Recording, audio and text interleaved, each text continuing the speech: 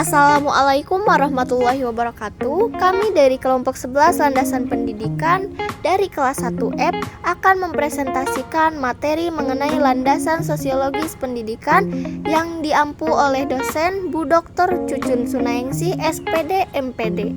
Sebelum masuk ke pematerian, izinkan kami memperkenalkan diri terlebih dahulu. Perkenalkan, nama saya Diana Kurniasari dengan NIM 2409795. Perkenalkan, nama saya Muhammad Eka Ramdhani dengan NIM 2406269. Perkenalkan, saya Neng Ega Agustina dengan NIM 2402429. Baik, materi pertama yaitu pengertian landasan sosiologis pendidikan. Landasan sosiologis pendidikan adalah acuan atau asumsi dalam penerapan pendidikan yang bertolak pada interaksi antar dua individu, pendidik dan peserta didik. Bahkan dua generasi yang memungkinkan generasi muda untuk mengembangkan diri. Pengembangan diri tersebut dilakukan dalam kegiatan pendidikan. Oleh karena itu, kegiatan pendidikan dapat berlangsung di lingkungan keluarga, tempat menimba ilmu, dan masyarakat. Terdapat hubungan antara pendidikan dengan masyarakat dan kebudayaannya. Kebudayaan menentukan arah, isi, dan proses pendidikan. Sedangkan pendidikan memiliki fungsi konservasi dan fungsi kreasi, perubahan, dan inovasi bagi masyarakat dan kebudayaannya. Di sini saya akan menjelaskan materi mengenai fungsi landasan sosiologis pendidikan. Yang pertama yaitu fungsi eksplanasi. Fungsi eksplanasi menjelaskan atau memberikan pemahaman tentang fenomena yang termasuk ke dalam ruang lingkup pembahasannya.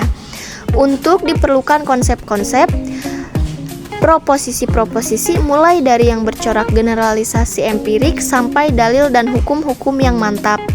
Data dan informasi mengenai hasil penelitian lapangan yang aktual, baik dari lingkungan sendiri maupun dari lingkungan lain, serta informasi tentang masalah dan tantangan yang dihadapi. Dengan informasi yang lengkap dan akurat, komunikan akan memperoleh pemahaman dan wawasan yang baik dan akan dapat menafsirkan fenomena-fenomena yang dihadapi secara akurat. Penjelasan-penjelasan itu bisa disampaikan melalui berbagai media komunikasi. Yang kedua yaitu fungsi prediksi. Fungsi prediksi meramalkan kondisi dan permasalahan pendidikan yang diperkirakan akan muncul pada masa yang akan datang. Sejalan dengan itu, tuntutan masyarakat akan berubah dan berkembang akibat bekerjanya faktor-faktor internal dan eksternal yang masuk ke dalam masyarakat melalui berbagai media komunikasi. Fungsi prediksi ini amat diperlukan dalam perencanaan pengembangan pendidikan guna mengantisipasi kondisi dan tantangan baru. Yang ketiga yaitu fungsi utilisasi. Fungsi utilisasi menangani permasalahan-permasalahan yang dihadapi dalam kehidupan masyarakat seperti masalah lapangan kerja dan pengangguran, konflik sosial, kerusakan lingkungan, dan lain-lain yang memerlukan dukungan pendidikan dan masalah penyelenggaraan pendidikan sendiri. Jadi, secara umum, sosiologi pendidikan bertujuan untuk mengembangkan fungsi-fungsinya selaku ilmu pengetahuan, yaitu pemahaman eksplanasi, prediksi, dan utilisasi. Melalui pengkajian tentang keterkaitan fenomena-fenomena sosial dan pendidikan dalam rangka mencari model-model pendidikan yang lebih fungsional dalam kehidupan masyarakat. Secara khusus, sosiologi pendidikan berusaha untuk menghimpun data dan informasi tentang interaksi.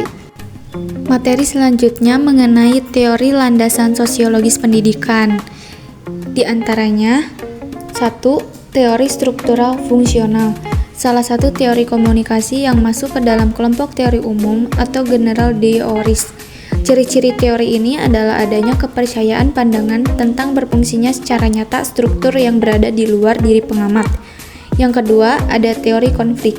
Teori yang memandang bahwa perubahan sosial tidak terjadi melalui proses penyesuaian nilai-nilai yang membawa perubahan, tetapi terjadi akibat adanya konflik yang menghasilkan kompromi yang berbeda dengan kondisi semula dan didasarkan pada pemilikan sarana produksi sebagai unsur pokok pemisahan kelas dalam masyarakat.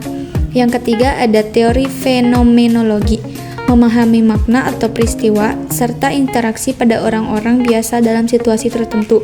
Pendekatan ini menghendaki adanya sejumlah asumsi yang berlainan dengan cara yang digunakan untuk mendekati perilaku orang dengan maksud menemukan fakta atau penyebab.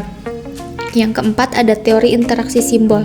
Titik tolak pemikiran interaksi simbolik berasumsi bahwa realitas sosial sebagai proses dan bukan suatu yang bersifat statis.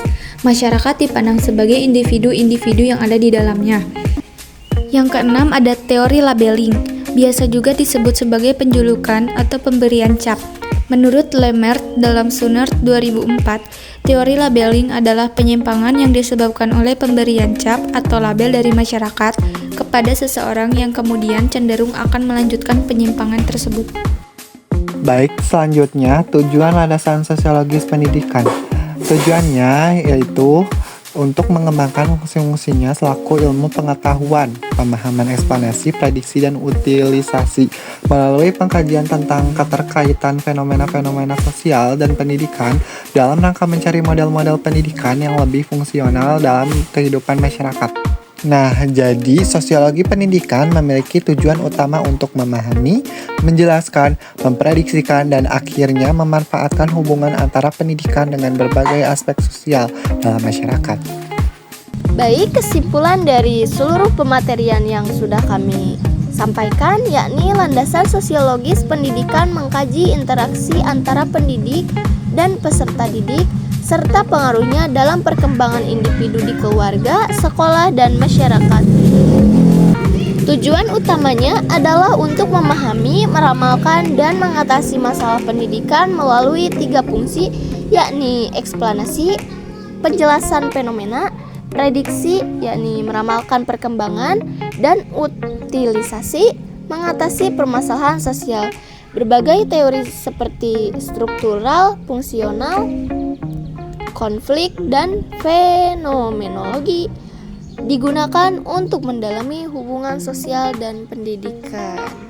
Cukup sekian presentasi dari kami, presentasi yang usai begitu cepat, sama halnya dengan dia yang kisahnya singkat tapi kenangannya melekat. Cailah.